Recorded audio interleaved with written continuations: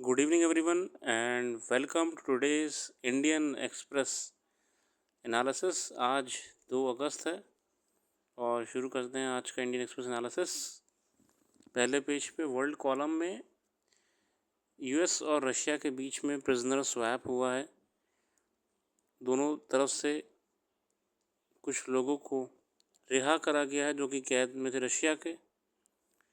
Gelled US Wall Street Journal reporter Ivan Griskovich and ex-US Marine Paul Whelan were among the 24 detainees from the US, Russia and number of their allies freed on Thursday. ये exchange करा गया है और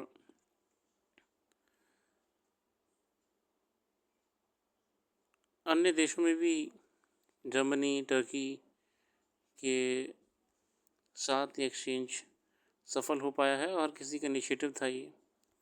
हालांकि हम इसमें ज़्यादा नहीं जाएंगे, हमारे लिए वही इम्पोर्टेंट है न्यूज़ जो इंडिया से जुड़ी हुई है। इसके अलावा माइलस्टोन आफ्टर मंडल और सुप्रीम कोर्ट ने एक बहुत ही बड़ा स्टेटमेंट दिया है, एक जजमेंट दिया है regarding the sub categorisation of the caste with respect to more opportunities and reservation. The landmark 6-1 majority ruling Thursday, a 7-judge constitutional bench of the Supreme Court held that scheduled castes do not constitute a socially homogeneous class and can be subclassified by states for the purpose of providing reservation to the less privileged. अब सब classification से क्या होगा? दिक्कत ये आ रही थी कुछ कास्ट जो ऑलरेडी ऊपर आ चुकी थी समाज में, वो ही बेनिफिट लिए जा रही थी रिजर्वेशन का, और जो मेन पर्पस था वो था हर किसी को समाज में सामान्य जगह पे लाके खड़ा करना। कुछ कास्ट थी वहीं की वहीं रुक जा रही थी ग्रोथ उनकी। अब ये डिसीजन के बाद ये उम्मीद करी जा रही है कि जो और कास्ट्स हैं जिन्हें ऊपर लाने की ज़रूरत है वो भी एट पार आ जाएंगे and the ultimate motive of giving reservation will be fulfilled. इसी बारे में पीटीएल आर्टिकल आया हुआ है, हालांकि मैं उस पर नहीं जाऊँगा, it's a very long commentary.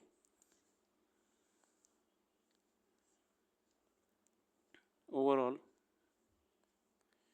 Delhi से एक और दुखद खबर आई थी, महिला अपने बच्चे के साथ एक पिट में गिर गई जो कि ओपन ड्रेन था, बिल्कुल भी क्लोज नहीं करा गया था तोड़ने के बाद उसको। In this 21st century, fourth industrial revolution, these things are happening are very shameful for society.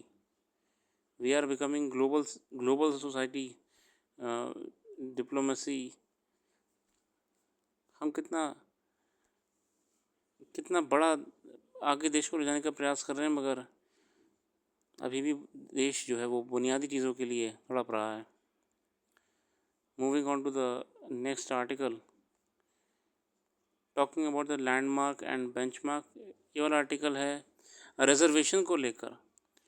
The supreme court has finally removed, ये article Yogendra Yadav and Pranay Dhawan. The Supreme Court has finally removed a long-standing legal obstacle to fine-tuning the existing policies of social justice. The 7-member bench of the apex court has allowed state governments to subdivide the reservation quota meant for SC and STs। एक सब classification शुरू कर दिया गया है। जो reservation provide कराया जा रहा था उसमें भी अब और क्लासीफाई कर दिया है ताकि अन्य कम्युनिटीज़ को भी इसमें आगे लाया जा सके।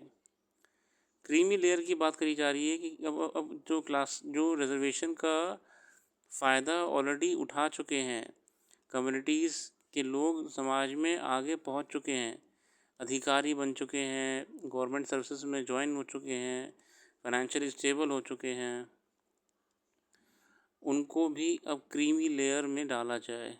क्रीमी लेयर मतलब होती है जो कि जिनको रिजर्वेशन का मोटिव अचीव हो चुका है, वो समाज में ऊपर आ चुके हैं financially and socially.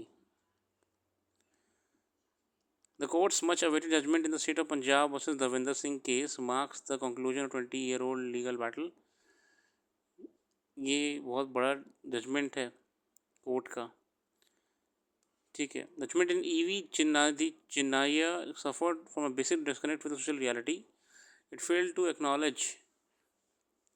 अब इसमें EV चेन्नई में क्या होता, the bench unanimously took an ultra technical view of Article 341 and held that all the scheduled castes across the diverse social geographies within the states were a homogeneous class that could not be subdivided.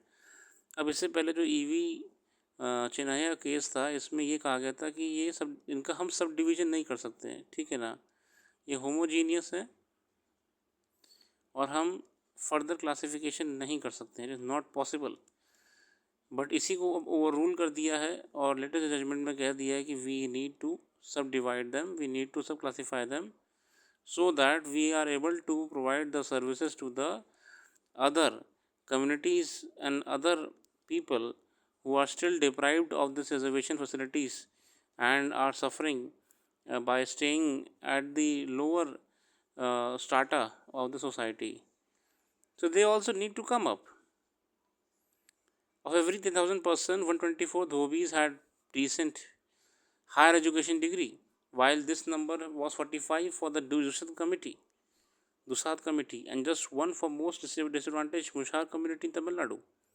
In Tamil Nadu, while Aruntharias were about 16% of the SC population, the presence among SC government employee was just about 6.5%. मतलब कि यहाँ पे बताने का प्रयास करा गया है. तमिलनाडु में क्या है, एक कास्ट है तमिलनाडु में, क्या नाम है, अरुणथैयार्स, जो कि कितने परसेंटेज हैं, 16% है समाज में. मगर गवर्नमेंट जॉब्स में, गवर्नमेंट एम्प्लॉय में उनका कितना प्रतिशत है, 0.5% है. तो ये तो टोटल डिस्क्रिमिनेशन है ना.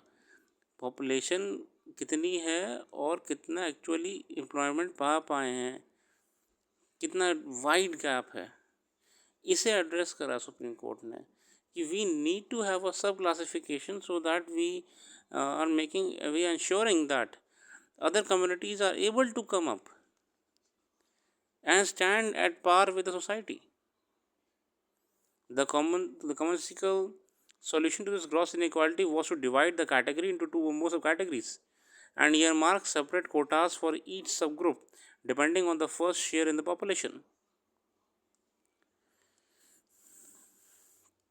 क्या पढ़ लीजिएगा, की पॉइंट्स पर होगा. Can some logic be extended for the creamy layer with the scheduled caste? So far, the policy of excluding the privileged sections, creamy layer, within the reserve categories was applicable to the OBCs, but not the SC और ST category. अभी तक creamy layer concept था वो सिर्फ OBC में था, SC में नहीं था, अब ले आएंगे. This is B.R. Gavai held that the ground reality for the disparities within the beneficiary groups are too pronounced to be ignored. He puts it eloquently that treating the child of a bureaucrat and a manual labor alike, even if both belong to the SC community, would defeat the constitution mandate. At the same time, Justice Vikram Nath clarifies the criteria for identification of creamy layer would have to be different from that used in the case of OBCs. मतलब ये कहा जा रहा है कि creamy layer को लाया जाए मगर उसका कुछ प्रॉपर फार्मूला हो कि कैसे कैलकुलेट करेंगे, क्योंकि अलग है, समाज का तानाबान अलग से बना हुआ है वगैरह वगैरह. फिलहाल डिसीजन अच्छा है, सब जो अदर कास्ट हैं उनको भी आगे आने का मौका देना चाहिए. ये वाला आर्टिकल भी इसके रिलेटेड ही है. Marking a milestone in the jurisprudence on the affirmative action post Mandal, the Supreme Court bench led by CJI Diva Chandrachud is allowed सब क्लासिफिकेशन. ठीक है ना, क्या अलाउ कर दिया है, सब क्लासिफिकेशन अलाउ कर दिया है. क्यों अलाउ करा है, ताकि अदर कम्युनिटीज़ को भी आगे आने का मौका मिले. सब classification among scheduled caste and scheduled tribes for the purpose of reservation, holding that this does not violate the constitution, extending the principle from the OBCs to the SC/STs in the court overrules the 2004 verdict in the EV Chinnaiah versus state of Andhra Pradesh. 2004 का case था, EV Chinnaiah versus state of Andhra Pradesh. इसका जो judgement था, इसमें क्या कहा गया था कि हम सब क्लासिफिकेशन नहीं कर सकते हैं, तो इसे ओवररूल कर दिया. ठीक है ना. अब क्या कह दिया है 2024 में कि हम कर सकते हैं. ठीक है ना, ये ध्यान रखिएगा. आगे बढ़ेंगे. The court traces along an arduous judicial arc from a view of reservation as an honorable exemption to the equality principle and from seeing merit deficiency and reservation in conflict. to challenging those binaries and underlining that merit must be understood in terms of social goods of equality and inclusivity. The code recognizes the difference between OBCs and SCs. SCs suffer from a much more egregious form of social backwardness, and it takes note of agreements that classification could be seen as discrimination in reverse, or that other measures apart from reservation should be taken to bring disadvantaged groups at par with the disadvantaged groups within the SC categories. there are diverse opinions actually. इस decision को लेके diverse opinions हैं हर किसी के. Even as it leads to fine tuning of affirmative action policies, many new questions will be sparked by the verdict. देखिए वो तो कोई भी चीज़ नई इम्प्लीमेंट करी जाती है उसको लेकर कंट्रोवर्सी होती ही होती है, ठीक है ना, तो वो चिंता का विषय नहीं है. अगला आर्टिकल फाइनेंस सेक्टर रिलेटेड है. In its July meeting, the US Federal Reserve decided the line with expectations to keep interest rates steady. The federal funds rate remains at 5.5% to 5.5%. However, the change in the tone of the accompanying commentaries indicates that possibility of a policy pivot in the near term. Federal Reserve Chairman Jeremy Powell said that if inflation moves in line with expectations, a reduction in our policy rate could be on the table. Actually देखिए सारे Nations में inflation से जूझ रहे हैं, India भी जूझ रहा है इन्फ्लेशन से, इसीलिए पूरे मार्केट को रेगुलेट करने से पहले इन्फ्लेशन को ध्यान रखा जाता है. और फेडरल रिजर्व या फिर हमारा भारत का reserve bank of India inflation को लेके कोई भी निर्णय लेता है तो बहुत सीरियस होता है, क्योंकि इन्फ्लेशन रेट्स को कम रेट्स को इंटरेस्ट रेट्स को कम ज़्यादा करने से मार्केट में असर पड़ता है, जिससे अल्टीमेटली इन्फ्लेशन पे हमको देखा जाता है परिवर्तन. The Fed policy statement noted that there has been some further progress towards achieving at the 2% inflation target.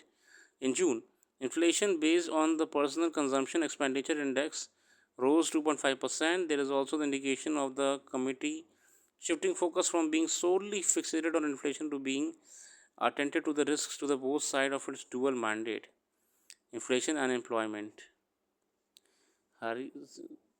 RBI की बात करें अगर हम the last meeting, RBI's monetary policy committee had voted in favour of maintaining the status quo on interest rate. RBI भी लंबे समय से जो आपका इंटरेस्ट रेट्स हैं उसको स्टेबल रखा हुआ है, चेंज नहीं कर रहा है. यहाँ पे अब इतनी पूरी कहानी बता दी, हमारे मतलब का क्या है आप इसमें पढ़िएगा मॉनेटरी पॉलिसी के बारे में. आज what is monetary policy, monetary policy क्या होती है, मॉनेटरी पॉलिसी कमेटी क्या होती है. देखिए यूएस में क्या हो रहा है वो आपके लिए किसी मतलब का नहीं है इतना. इंडिया में क्या हो रहा है ये देखिए. मॉनेटरी पॉलिसी में कितने लोग आरबीआई के होते हैं, कमेटी में कितने लोग गवर्नमेंट के अपॉइंट करे हुए होते हैं, इस कमेटी की मीटिंग कितने कितने अंतराल पे होती है, रेपो रेट, मॉनेटरी रेट्स क्या क्या होते हैं, reverse repo rate, RRR, CRR, SLR क्या होता है, ये आपको इस आर्टिकल से लर्निंग्स करनी है अपने लिए, ठीक है ना. सो इसमें कैंसर सेंटर छोड़िए और आर्टिकल, कुछ आर्टिकल तो मेरे को कभी भी लगता है कि ज़रूरी भी नहीं होते हैं इतना. ये डिटेल आर्टिकल आप पढ़ लीजिएगा, मैं इसको ज़्यादा टाइम नहीं दूंगा वरना बहुत टाइम लग जाएगा इसमें. अच्छा आर्टिकल है वैसे, जितना मैंने बताया उतना भी काफ़ी है इस चीज़ को लेकर. अभी तो कमेंट्रीज आती रहेंगी अखबार में, है ना. एक क्विक एनालिसिस के हिसाब से आज के लिए तय रख रहे हैं, और अखबार का अध्ययन आप भी करिएगा, पूरा करिएगा. हमने सिर्फ आपको ओवरव्यू दे दिया ताकि आपको अखबार पढ़ने का डर ख़त्म हो जाए, और अखबार में पढ़ना क्या है थोड़ा सा एक आपको बूस्ट मिल जाए. बाकी जो भी करंट अफेयर्स यहाँ पर डिस्कस नहीं कर पाए हैं उन वेबसाइट पर डाल दिए, वेबसाइट का लिंक डिस्क्रिप्शन में मौजूद है. Thanks for giving your precious time and have a very very very nice day.